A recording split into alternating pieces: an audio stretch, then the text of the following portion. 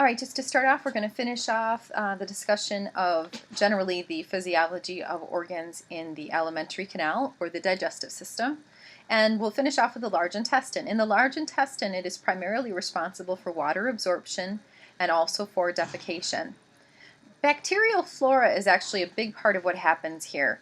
Technically, no official digestion occurs in the colon because there are no digestive enzymes in the colon, so the body does not actually conduct any digestion. However, there are bacteria in the colon that actually help to digest down some structures that otherwise would not be digestible by us. There are about 10 million types of bacteria, and these may contribute, as it turns out, to obesity or weight issues. So watch for bacterial flora tied to obesity in the future. It's a huge area of research right now. So bacterial flora, bacteria in the colon will break down indigestible substances such as cellulose. They will also cause gas production. Methane is a huge source of greenhouse gases, and methane is produced by cattle is a big issue for the environment, in fact. Bacteria are also capable of synthesizing vitamins B and K. As food moves through the large intestine, the process takes about 12 to 24 hours. There are two basic things that happen. You have haustral contractions. Remember that the haustra of the colon are these sort of large bumps. And what happens is waste products, at this point it's basically waste, will be moving back and forth between haustra. This takes about every 30 minutes you'll have movement from one haustrum to the next. And this is a slow movement. It's called segmentation.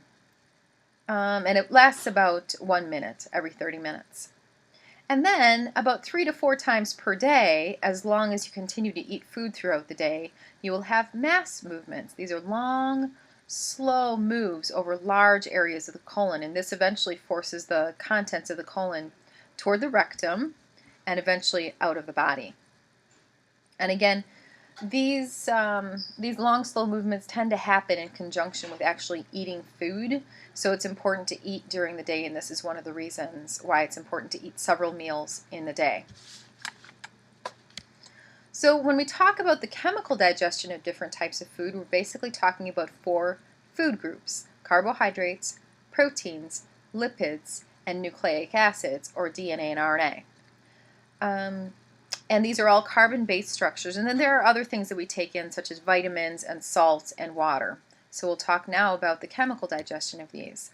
When we discuss chemical digestion, this is the ability to break polymers, or large structures, into monomers, or singular structures.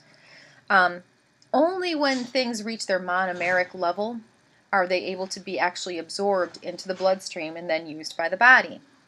What we're looking at here is what we're looking at in reverse is a hydrolysis reaction. Hydrolysis literally means the addition of a water molecule in order to break apart a polymer. And the easiest way to picture this is just to look at a dimer, or 2 structures that are attached to each other. A dimer is small, but it is too large for us actually to actually absorb into the bloodstream. So we still have to break this down. What we're looking at here is a molecule of maltose. And what we're looking at here is 2 molecules of glucose. And what you'll notice is that it is a completely balanced reaction. There's a lot to look at here, but we have our 2 glucoses here, and we have our maltose here. And the only difference between them is that these 2 guys are tied together, and these 2 are not. So here we have 2 monomers, and here we have a dimer. And this is a specific type of dimer called a disaccharide, because these are sugars. Okay, so what you'll notice is that on the right side of the arrows, it's a reversible reaction. On the right side of the arrows, you also have a molecule of water. If you look very carefully, in blue here, we've outlined the H2O, 2 H's and 1 O. 2 H's and 1 O. So it's a balanced reaction. And what we have uniting the 2, you'll notice, is a single oxygen. And here is the oxygen. It's still there. So it is required that as you break 2 structures apart, you will require a molecule of water to be added into the structure in order for that to occur. That's why it's called a hydrolysis reaction. Hydro meaning requiring water. Okay, so this is the basic way that all of these reactions are going to occur. Is you add a molecule of water, and that allows you to break apart the structures. So this is a very specific example, but it is generalizable to all of the reactions that we're going to be discussing. And I wanted to say something else that I can't remember what it was. Okay, so I'm going to leave off this lecture here, and then we'll start on carbohydrates and proteins in the next lecture.